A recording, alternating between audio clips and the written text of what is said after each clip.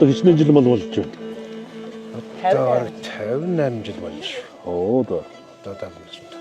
70 настай. Тэг. Чигээр дотор жил хэл юм шүү дээ. Жан гарч байгаа юм. Цагаан хүмүүс шүү дээ. Ховд аймгийн дууц сумын Хөхвөлчир багийн малчин Зодвын Баатархуу танд үндэсний баялаг болсон мал аж ахуйга доктортой эрхлэн эх орныхоо эдийн засаг нийгмийн хөгжилд үнэтэй хувь нэмэр оруулсан бүтээлч хөдөлмөрийг тань өндрөөр үнэлж Монгол улсын авраг малчнаар шалгаруулж өргөмжлөгөө. Эрдэнэт мал сургийн тань буян шиг аривжин дэлгэрч байх болтугай гэж.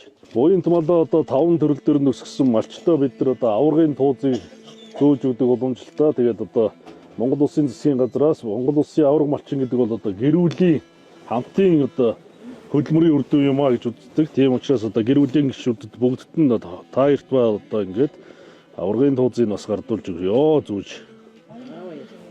За ингээ Монгол улсын аврагын туузыг таны ингэрт. За. Игчийг алдар юм блэ?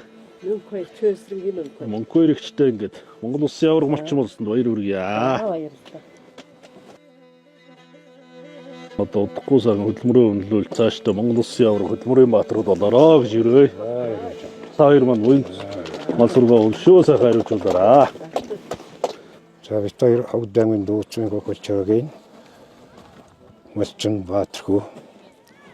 Би Ховд аймгийн дууцсмын малчин чөөсрөнгийн мөнхөөр. Тэр одоо 58 жил бар мал малж байна. Монгол улсын авраг малчин гэж энийг том эрхэмдээд цолны эзэн болж байгаа хязгааргүй баярлж байна.